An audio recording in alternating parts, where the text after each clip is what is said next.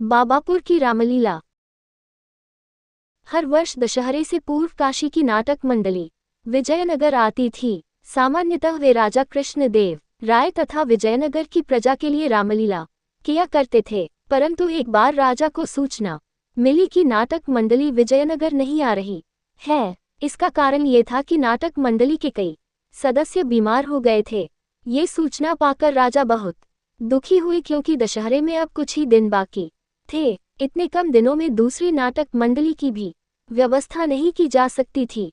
पास में दूसरी कोई नाटक मंडली नहीं होने के कारण इस वर्ष रामलीला होने के आसार दिखाई नहीं पड़ रहे थे, जबकि दशहरे से पूर्व रामलीला होना विजयनगर की पुरानी संस्कृति थी। महाराज को इस तरह दुखी देखकर राजगुरु बोले, महाराज, यदि चाहे तो हम रामपुर के कलाकारों को संदेश भेज सकते हैं, परंतु इसमें तो कुछ सप्ताह का समय लगेगा।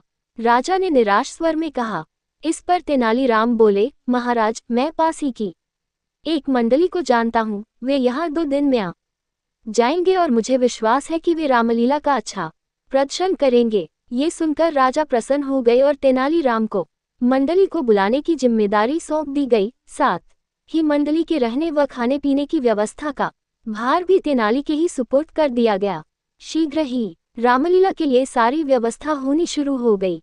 रामलीला मैदान को साफ किया गया, एक बड़ा सा मंच बनाया गया, नवरात्र के लिए नगर को सजाया गया। रामलीला देखने के लिए लोग बहुत उत्सुक थे, क्योंकि इसके पूर्व काशी की नाटक मंडली के न आने की सूचना से वे काफी दुखी थे, परंतु अब नई नाटक मंडली के आने की सूचना से उनका उत्साह दोगुना हो गया था। महल के निकट एक मेला भी लगाया गया था। कुछ ही दिनों में मंडली रामलीला के लिए तैयार हो गई।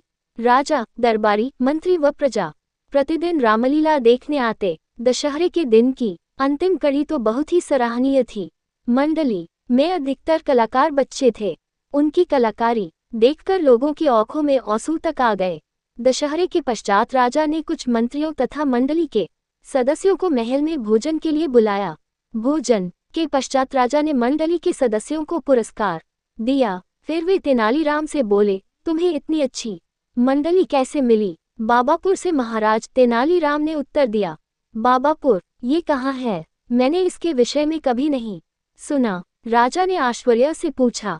बाबापुर विजयनगर के पास ही है महाराज, तेनालीराम बोला। तेनालीराम की बात सुनकर मंडली के कलाकार मुस्कुरा दिए। राजा ने उनसे उनके इस प्रकार मुस्कुराने का कारण पूछा तो मंडली का एक छोटा बालक सदस्य बोला, महाराज, वास्तव में हम लोग विजयनगर से ही आए हैं। तेनाली बाबा ने 3 दिन में हमें ये नाटक करना सिखाया था, इसलिए इसे हम बाबापुर की रामलीला कहते हैं। ये सुनकर राजा भी खिलखिलाकर हंस पड़े। अब उन्हें भी बाबापुर के रहस्य का पता चल गया था।